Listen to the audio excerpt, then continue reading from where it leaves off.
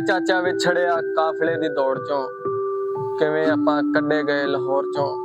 ਸੋ 1947 ਜੇ ਪਾਕਿਸਤਾਨ ਹਿੰਦੁਸਤਾਨ ਬਣਿਆ ਤੇ ਉਦੋਂ ਜਾੜੇ ਪਏ ਤੇ ਬਹੁਤ ਸਾਰੇ ਖਾਨਦਾਨ ਹਿੰਦੁਸਤਾਨ ਚਲੇ ਗਏ ਤੇ ਬਹੁਤ ਸਾਰੇ ਪਾਕਿਸਤਾਨ ਚ ਰਹਿ ਗਏ।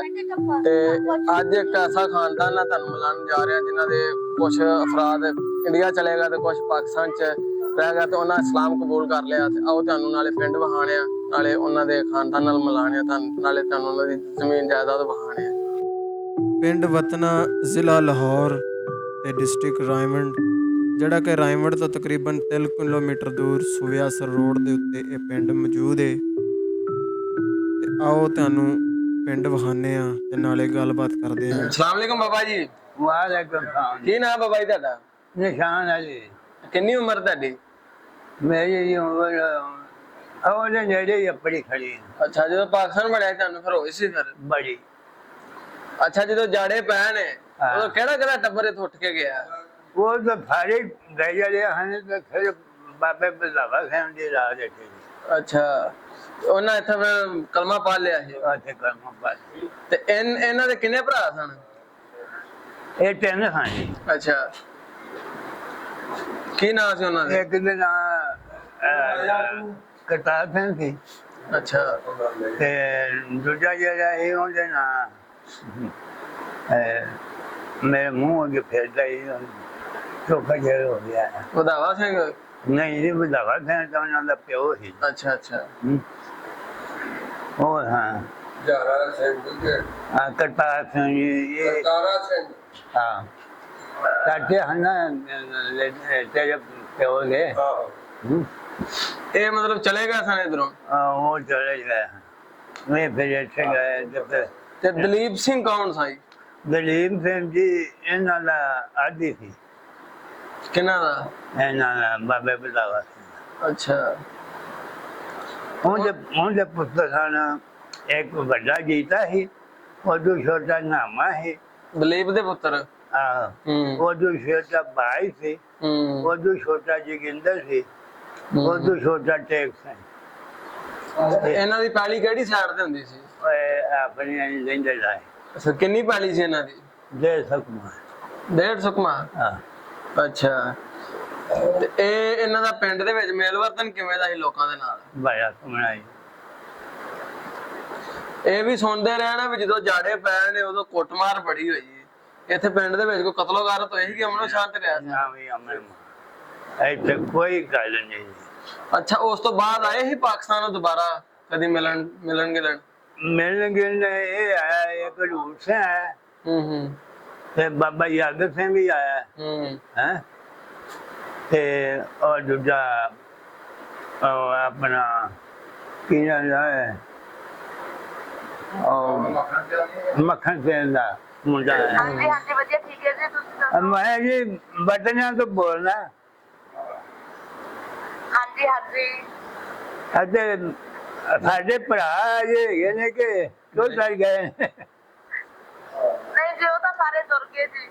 ਅੱਛਾ ਜੀ, ਜਿਹੜੇ ਉਹ ਸਾਰੇ ਹਾਂ ਜਿਹਨਾਂ ਨੂੰ ਜਾਣਦੇ ਹਨ ਦਲੀਪ ਸਿੰਘ ਦੀ ਲਾਦ ਨੂੰ, ਹਾਂਜੀ ਦਲੀਪ ਸਿੰਘ ਦੀ ਲਾਦ ਨੂੰ ਜਿਹਨਾਂ ਨੂੰ ਆਹ ਜਾਣਦੇ ਹਨ। ਹਾਂਜੀ ਹਾਂਜੀ, ਆਹ ਹੁਣ 100 ਸਾਲ ਤੇ ਆਪਣਿਆਂ ਤੇ ਉਹ ਕਿੱਥੇ ਹੋਣੇ ਨੇ? ਹਾਂਜੀ ਹਾਂਜੀ, ਹਾਂ ਸਾਡੇ ਦਾਦਾ ਜੀ ਦਾ ਨਾਮ ਸੀ ਟੇਕ ਸਿੰਘ। ਹਾਂਜੀ ਹਾਂਜੀ, ਅਸੀਂ ਟੇਕ ਸਿੰਘ ਦੇ ਪੋਤੇ ਪੋਤੀਆਂ ਅੱਗੇ। ਅੱਛਾ ਜੀ। ਹਾਂਜੀ ਹਾਂਜੀ, ਉਹ ਵੀ ਉਹਨਾਂ ਨੂੰ 15-16 ਸਾਲ ਹੋ ਗਏ ਉਹ ਤਾਂ ਤੁਰ ਕੇ ਨੇ। ਠੀਕ ਹੈ ਜੀ। ਹਾਂਜੀ ਹਾਂਜੀ, ਹੋਰ ਫਿਰ ਸਾਰੀ ਖਾਇਆ ਜੀ ਜੀ? ਹਾਂਜੀ ਹਾਂਜੀ, ਵਧੀਆ ਠੀਕ ਹੈ ਜੀ, ਤੁਸੀਂ ਦੱਸੋ ਠੀਕ ਹੋ? ਅੱਲਾ ਦਾ ਸ਼ੁਕਰ ਹੈ ਜੀ। ਹੁਣ ਪਾਕਿਸਤਾਨ ਆਇਓ। ਹਾਂਜੀ ਹਾਂਜੀ, ਆਵਾਂਗੇ ਜ਼ਰੂਰ, ਅਸੀਂ ਆਉਣਾ ਹੈ ਆਪਣਾ ਪਿੰਡ ਦੇਖਣ ਵਾਸਤੇ। ਮਿਹਰਬਾਨੀ ਜੀ। ਸਾਹਿਬ ਵੀ ਆਉਣਾ ਹੈ ਜੀ। ਆਓ ਜੀ, ਨਾਲ ਮੁੰਡੇ ਲਈ ਆਏ ਹੈ ਨਾ। ਹਾਂਜੀ ਹਾਂਜੀ, ਹਾਂ ਉਹ ਆਉਣਗੇ, ਨਾਲ ਹੀ ਆਉਣਗੇ। ਹਾਂ, ਮਿਹਰਬਾਨੀ ਜੀ। ਕਦੋਂ ਆਉਂਦੇ? ਹਾਂਜੀ, ਅਸੀਂ ਨਨਕਾਣਾ ਸਾਹਿਬ ਪਾਵਾਂਗੇ। ਹਾਂਜੀ ਉਦੋਂ ਆਉਣਾ ਅਸੀਂ। ਠੀਕ ਹੈ ਜੀ। ਹਾਂਜੀ ਹਾਂਜੀ, ਹਾਂ ਹਾਂ ਆਪਣਾ ਪਿੰਡ ਵੇਖ ਕੇ ਜਾਣਾ। ਅਸੀਂ ਉਹ ਤੁਹਾਡੇ ਵੇਖੀ ਸੀ ਨਾ YouTube ਤੇ ਇੰਟਰਵਿਊ। ਹਾਂਜੀ ਹਾਂਜੀ ਹਾਂਜੀ। ਤੁਹਾਨੂੰ ਜੀ ਫਿਰ ਸਾਰਿਆਂ ਤੁਸੀਂ ਕਿੰਨਾਂ ਨੂੰ ਜਾਣਦੇ ਹੋ ਵੈਸੇ, ਜ਼ਿਆਦਾ ਕਿਹਨੂੰ ਜਾਣਦੇ ਹੋ ਤੁਸੀਂ? ਮੈਂ ਜੀ ਸਾਰਿਆਂ ਨੂੰ ਜਾਣਦਾ। ਵੱਡਾ ਹੈਗਾ ਸੀ ਬਾਬੇ ਦਲੀਪ ਸਿੰਘ ਦਾ ਪੁੱਤਰ ਜੀਤਾ ਹੁੰਦੇ ਨਾਂ ਹੈ। ਉਦੋਂ ਛੋਟਾ ਹੀ ਨਾਮ, ਉਦੋਂ ਛੋਟਾ ਹੀ ਨਾਮਾ, ਉਦੋਂ ਛੋਟਾ, ਨਾਮ ਹਾਂਜੀ ਹਾਂਜੀ। ਉਦੋਂ ਛੋਟਾ ਹੀ ਆਪਣਾ ਬਾਜ, ਹਾਂਜੀ ਬਾਜ। ਉਦੋਂ ਛੋਟਾ ਜੋਗਿੰਦਰ ਸੀ। ਹਾਂਜੀ। ਉਦੋਂ ਛੋਟਾ ਟੇਕ ਸਿੰਘ ਸੀ। ਮੈਂ ਸਾਰਿਆਂ ਨੂੰ ਅਸੀਂ ਟੇਕ ਸਿੰਘ ਦੇ ਪੋਤੇ ਪੋਤੀਆਂ। ਕੋਈ ਟੇਕ ਸਿੰਘ ਦੇ ਜੀ? ਹਾਂਜੀ ਹਾਂਜੀ ਟੇਕ ਸਿੰਘ ਦੇ। ਵਾਹ ਜੀ ਵਾਹ। ਟੇਕ ਸਿੰਘ ਹੈਗਾ ਜੀ?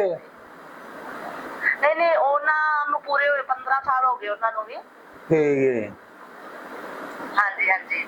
ਹਾਂ, ਮਿਹਰਬਾਨੀ ਜੀ। ਆਇਆ ਜੀ ਫਿਰ। ਸਿੰਘ ਦੇ ਅੱਗੇ ਦੋ ਮੁੰਡੇ ਨੇ ਤੇ ਇੱਕ ਉਹਨਾਂ ਦੀ ਕੁੜੀ ਹੈ।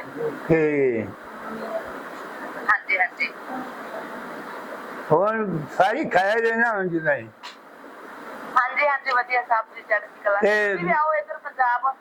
ਤੇ ਦੂਜਿਆਂ ਦੀ ਇਲਾਜ ਕਿਹੜੀ ਹੈ? ਹਾਂਜੀ ਵੈਸੇ ਤਾਂ ਜਿਹੜੇ ਵੱਡੇ ਅਸੀਂ ਸਾਰੇ ਬਾਜ ਸਿੰਘ ਹੋਣੀ, ਉਹ ਤਾਂ ਸਾਰੇ ਪੂਰੇ ਹੋ ਗਏ, ਵੱਡੇ ਤਾਂ ਕੋਈ ਨਹੀਂ, ਹੁਣ ਉਹਨਾਂ ਦੇ ਗਾਂ ਅੱਗੇ ਬੱਚੇ ਹੀ ਨੇ ਸਾਰਿਆਂ ਦੇ। ਅੱਛਾ ਹੈ। ਹਾਂਜੀ ਹਾਂਜੀ। ਤੇ ਬੱਚੇ ਵਧੀਆ ਠੀਕ ਠਾਕ ਨੇ, ਸਾਰੇ ਚੜ੍ਹਦੀਆਂ ਕਲਾ ਚ ਨੇ। ਇੱਥੇ ਕਦੋਂ ਆਉਗੇ? ਹਾਂਜੀ ਅਸੀਂ ਆਵਾਂਗੇ ਜਦ ਵੀ ਸਾਨੂੰ ਵੀਜ਼ਾ ਮਿਲਿਆ ਨਨਕਾਣਾ ਸਾਹਿਬ ਦਾ। ਅੱਛਾ ਹੈ। ਤੇ ਅਸੀਂ ਜ਼ਰੂਰ ਆਵਾਂਗੇ ਇੱਧਰ। ਹਾਂਜੀ ਹਾਂਜੀ ਬਿਲਕੁਲ ਜੀ। ਮੇਰਾ ਤੇ ਤੁਹਾਨੂੰ ਵਿਖਾਵਾਂਗੇ ਘਰ ਸਾਰੇ।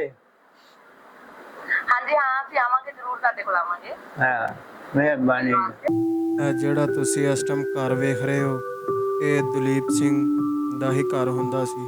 ਹੁਣ ਤਾਂ ਇਹ ਘਰ ਨਵਾਂ ਬਣ ਗਿਆ ਹੈ, ਲੇਕਿਨ ਇਸ ਘਰ ਦੇ ਵਿੱਚ ਇੱਕ ਕਮਰਾ ਐਸਾ ਹੈ ਜਿਹੜਾ ਹਜੇ ਵੀ ਪੁਰਾਣਾ ਹੈ।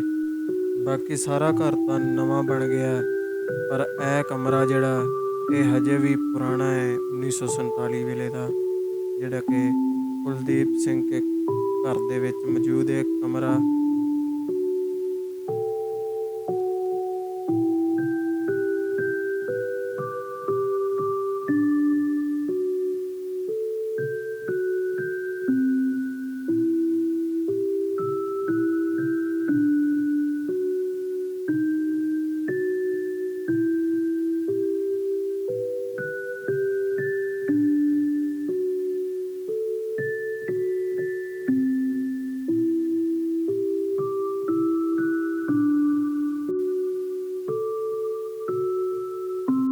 ਇਹ ਜਿਹੜੀਆਂ ਤੁਸੀਂ ਜ਼ਮੀਨਾਂ ਵੇਖ ਰਹੇ ਜੇ, ਇਹ ਵੀ 1947 ਵੇਲੇ ਕੁਲਦੀਪ ਸਿੰਘ ਦੇ ਟੱਬਰ ਦੀਆਂ ਹੀ ਸੀ ਜ਼ਮੀਨਾਂ ਸਾਰੀਆਂ।